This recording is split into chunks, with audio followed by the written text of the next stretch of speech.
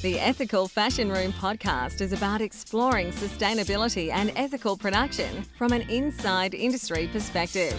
Come and join us as we share insights and knowledge so you can make an informed decision when creating your sustainable label.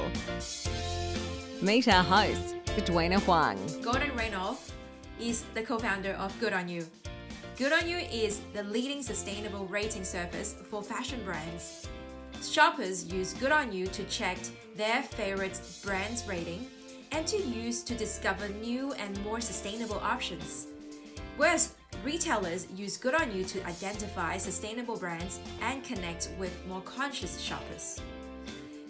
Gordon has many years of consumer advocates in many industries. So let's welcome Gordon to be on board. Thank you so much, Gordon. It's really nice to have you on board, and it's so nice to see you during, I guess, not in person in COVID, but at least still see each other. So today we have you on board, and we would love to have you to share more insight and information about Good On You, which is one of the most known innovations in the sustainable fashion industry. So can you actually share a little bit more about Good On You? Why did you create it, and how does it used by shoppers for us? Sure, great to see you again, Edwina.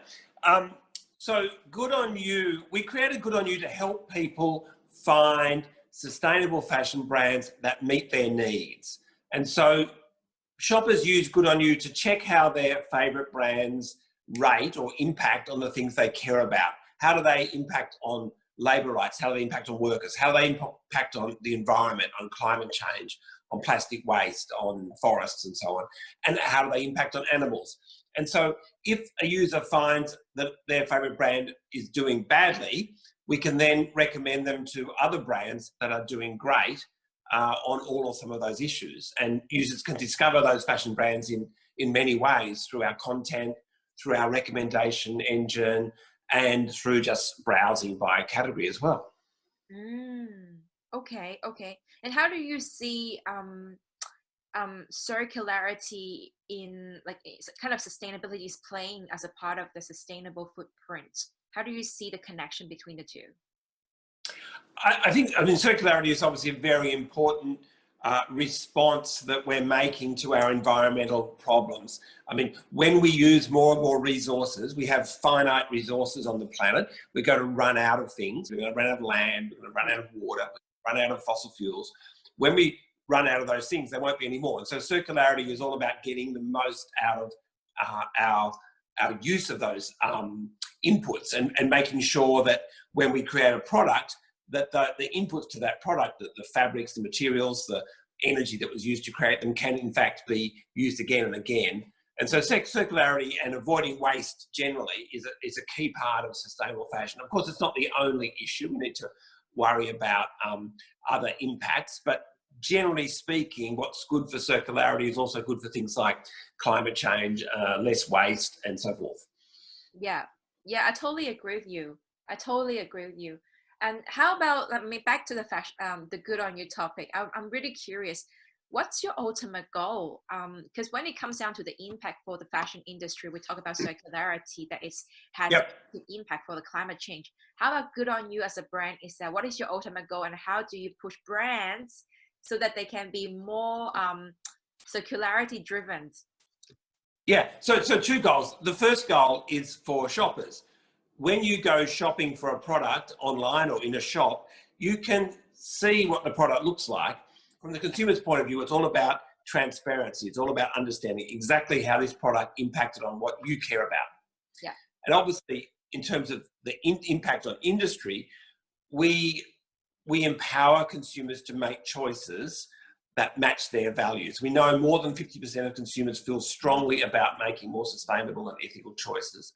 And if we can empower them to make those choices more often, then this will impact on brands' bottom lines, and they will have financial incentives to do the right thing by the planet, do the right thing by workers. So what we want, of course, is we want the industry to have a much less impact on climate change, much less impact on resource use, much less waste, much better treatment of people. We want safe workplaces. We want people being paid a fair and living wage, and we don't want animals to be exploited in wrong ways.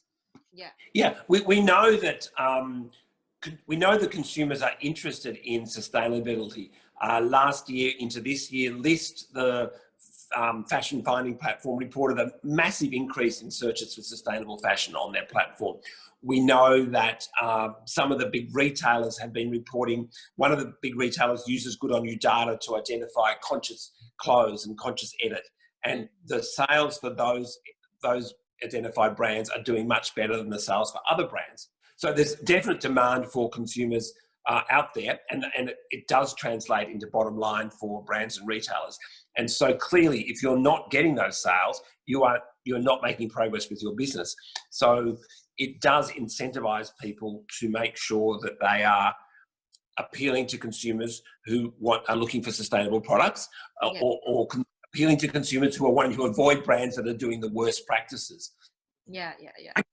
On to the next challenge, which is separating true claims about sustainability from greenwash. And that's obviously something where robust independent tools, certification schemes, but also things like Good On You can help consumers.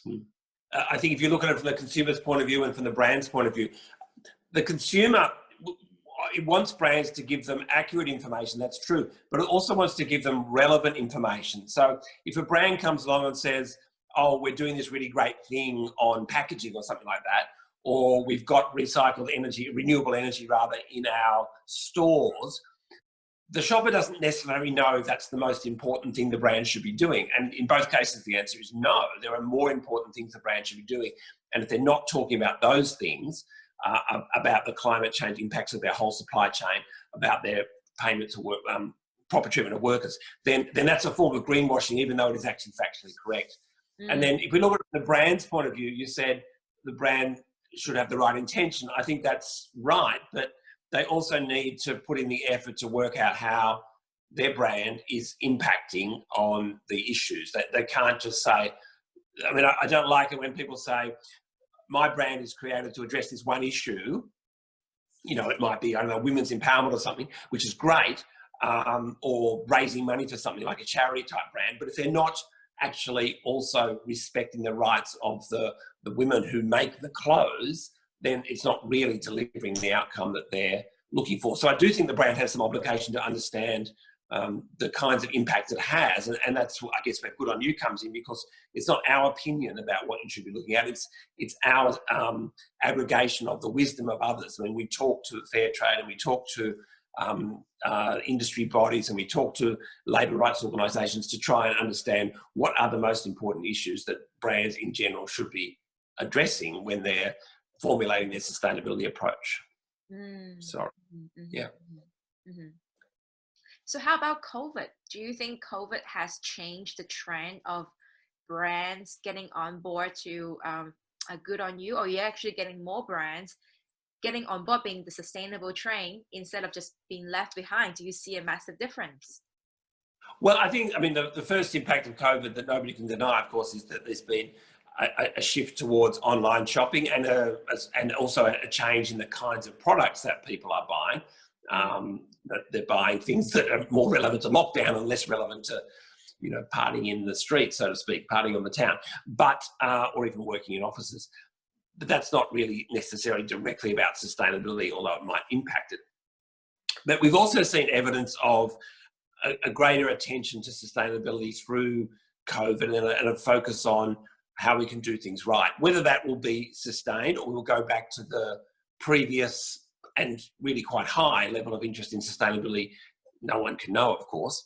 So, but I think COVID has brought people's attention to these issues, and we've seen multiple research reports talking about how people are focused more on sustainability post-COVID than before. And maybe it was, I mean, we already know it was trending up a lot the last couple of years in terms of consumers' interest. And partly I think that's about, it's now easier to find out sustainability information about brands and about products than it used to be as well, because there's more and more people, including but not only Good On You, that are talking about it, and brands that are talking about it, retailers that are talking about it. Fashion Revolution, I think, has had an amazing impact in terms of educating the industry, large parts of it anyway, about the desirability of being transparent and open. And I think that's the norm, and the brands that are not are actually, it's not necessarily in the minority, they're certainly in the minority of what people are talking about. You know, I think that Good On You's, more and more people were finding out about Good On You before COVID and after COVID. So it's hard to say whether it's because of COVID, but we've certainly seen, it might be partly related to that trend of more e-commerce, that we're certainly seeing, you know, as many as 10 brands in a day might be contacting us to request that we can list them on Good On You. And we have a bit of a backlog, and we're trying as hard as we can to process those brands, but we, you know, we will get to them.